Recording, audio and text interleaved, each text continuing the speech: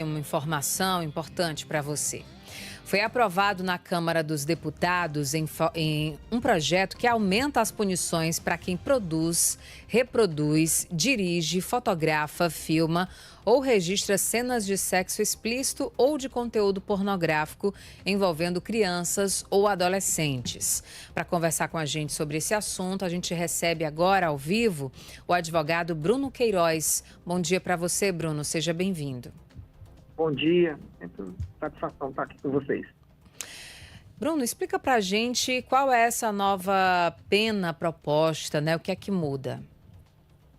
Bom, primeiro é importante esclarecer que esse tipo de situação já está prevista no Estatuto da Criança e Adolescente. Já existem diversos crimes para quem, de alguma maneira, corrompe ou facilita a corrupção de crianças, de adolescentes, né?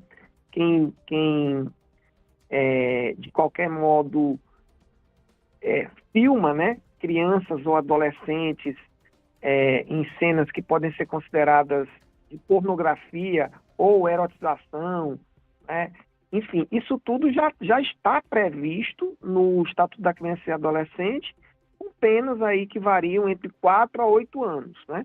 O projeto de lei que está tramitando, né, e que veio à tona principalmente depois dos fatos que foram, das denúncias que ocorreram nos últimos dias, a ideia do projeto de lei é aumentar o patamar dessas penas, né, para que elas possam aí superar esse patamar que está na média aí de 4 anos, né? Ou seja, um crime de médio potencial ofensivo. Então, com a mudança, né, vai ter um aumento de 1/3 em algumas penas alguns crimes que têm penas pequenas, né, que atualmente a pena é de 1 a 3 anos de reclusão. Então, a pena vai chegar até 4 anos, né? Então, a ideia é realmente trazer uma gravidade maior para esse tipo de situação. Mas é importante esclarecer que os crimes já existem, já estão lá previstos no Estatuto da Criança e do Adolescente. Bruno, a gente acompanha essa mudança na legislação e imagina de que maneira isso pode fortalecer, né, justamente o combate a esse tipo de crime. Uma vez que você até já menciona que já existe uma legislação que trata sobre esse assunto, mas ainda assim essa legislação não tem sido suficiente, né, para a gente acompanhar um combate mais preciso, especialmente dessas redes, né, de crimes que envolvem aí muitas pessoas que se debruçam a produzir esse tipo de conteúdo, né, a explorar crianças e adolescentes com esse tipo de conteúdo pornográfico. O que você imagina que a gente pode ter de avanço agora com essa nova legislação? Eu acho que o aumento de pena sozinho não vai ser o suficiente para combater, né? Só para você ter uma noção, por exemplo, aqui no Estatuto da Criança e do Adolescente, tem aqui o crime do artigo 241, que significa vender ou expor à venda fotografia, vídeo ou outro registro que contenha cena de sexo ou pornográfico envolvendo criança ou adolescente. Aqui já tem uma pena de 4 a 8 anos, né? Claro que pode ser aumentado, tendo em vista a gravidade do fato e a necessidade de proteção da dignidade sexual de crianças e adolescentes. Mas eu acho que se a lei não vem acompanhada de outras políticas públicas de combate a esse tipo de situação, eu acho que a lei penal não tem sido o suficiente. Então, eu acho que é preciso outras alternativas. Tem que também avançar um pouco nessa questão das redes sociais, né? Porque eu acho que tem que ter uma responsabilização também da rede social que permite isso e que monetiza em cima dessas crianças, né? Porque não é só o YouTube, não é só o influencer que monetiza, né? A rede social também está ganhando dinheiro. E o pior, pais de crianças e adolescentes, pais e mães que permitem que seus filhos sejam expostos dessa maneira, também em troca de alguma vantagem econômica. Então, eu acho que também a legislação tem que ter um pouco mais de firmeza em relação aos pais e mães que permitem isso em relação aos seus filhos. Bruno, você acha que precisaria de um acompanhamento a mais, né? Espera-se que, de fato, esse projeto, né, ele possa, de fato, melhorar esse acompanhamento, né? tipificar melhor esses crimes, né? O que é que poderia ser feito a mais para proteger de fato, né, as crianças e adolescentes? A gente tem essa discussão também depois da denúncia do Felca, né, que a gente está acompanhando bastante, né, dessa busca de responsabilização por parte dessas plataformas, e a gente tem também a responsabilidade por parte dos pais também, né, de acompanhar diariamente o que é que os filhos estão fazendo ali nesse ambiente virtual. É verdade. Eu penso que a lei penal ela é muito importante, né? Talvez um aumento de pena diante da magnitude do bem jurídico a ser protegido seja algo relevante, mas acho muito difícil o Código Penal, o Estatuto da Criança e do Adolescente, apenas por essa parte da legislação penal resolver esse problema.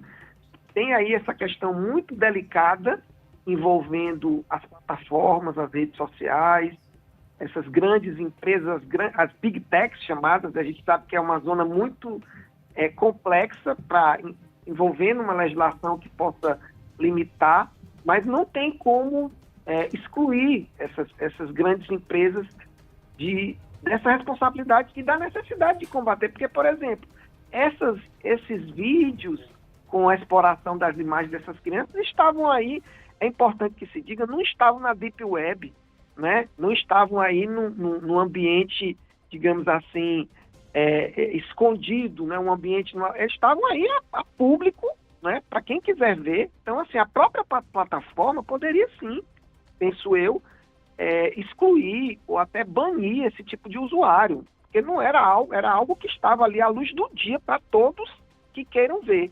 Então, eu acho que tem que avançar nisso, nessa questão das plataformas também, retirar essas postagens, ter uma política interna, né, um controle interno dessas plataformas, porque eu acho que só o direito penal não vai solucionar.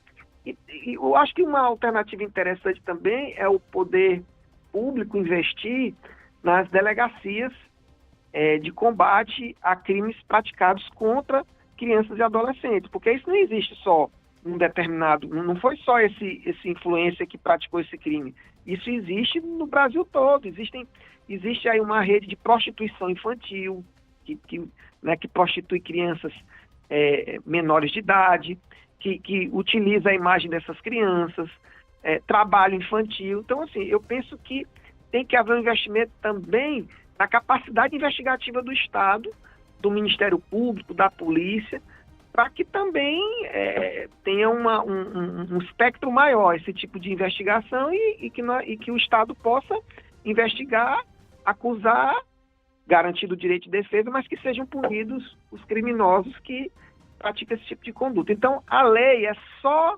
uma ponta daquilo que é necessário para o combate a essa criminalidade. Não adianta você ter uma lei, você aumentar as penas e você não tem as delegacias de combate aos crimes praticados contra crianças e adolescentes.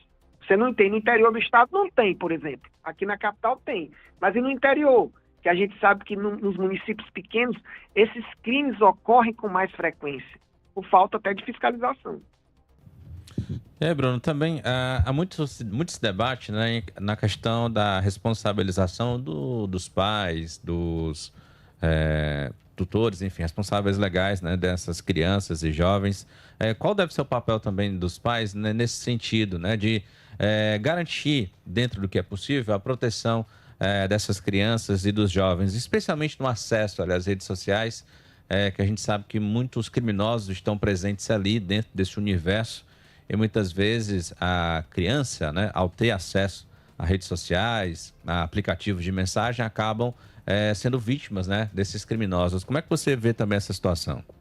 Eu acho que o papel dos pais é fundamental, no sentido de proteger os seus filhos, porque a internet, um celular na mão, as redes sociais, é uma porta, é uma janela de oportunidade para criminosos. E aí eu estou falando de pedófilos, não só de pedófilos, de estelionatários, de criminosos de diversas áreas que utilizam hoje as redes sociais, a tecnologia para praticar crimes, inclusive contra crianças e adolescentes. Então, não me parece razoável que uma criança possa ter acesso a isso sem fiscalização, né? Então, eu acho que o papel dos pais é fundamental E eles podem, inclusive, ser também responsabilizados por omissão.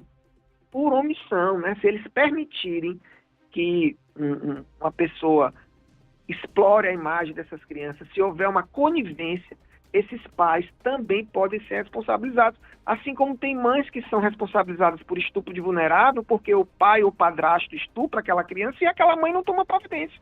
Então, imagine isso, mães acusadas por estupro de vulnerável, por não terem tomado providência para evitar que aquele fato continuasse ocorrendo dentro de casa. Então, é preciso ficar esclarecido isso, que os pais podem ser responsabilizados por omissão. Nosso Código Penal é claro, a omissão é penalmente relevante quando o agente podia e devia agir. O dever de agir incumbe a quem tem, por lei, obrigação de cuidado, guarda e vigilância, que é o caso dos pais. Então, para além da obrigação legal que está prevista no Código Penal, nas leis, tem a obrigação moral, né? A obrigação de pai e de mãe de evitar que seus filhos sejam expostos a uma situação dessas. Agradecer, então, a participação do advogado Bruno Queiroz, trazendo aí esclarecimentos importantes, né, para essa discussão que está cada vez mais se ampliando, né, Sávio? Por conta aí da importância, né, de proteger essas crianças e adolescentes. Obrigada, viu, Bruno, pelas informações. Forte abraço. Agora, 10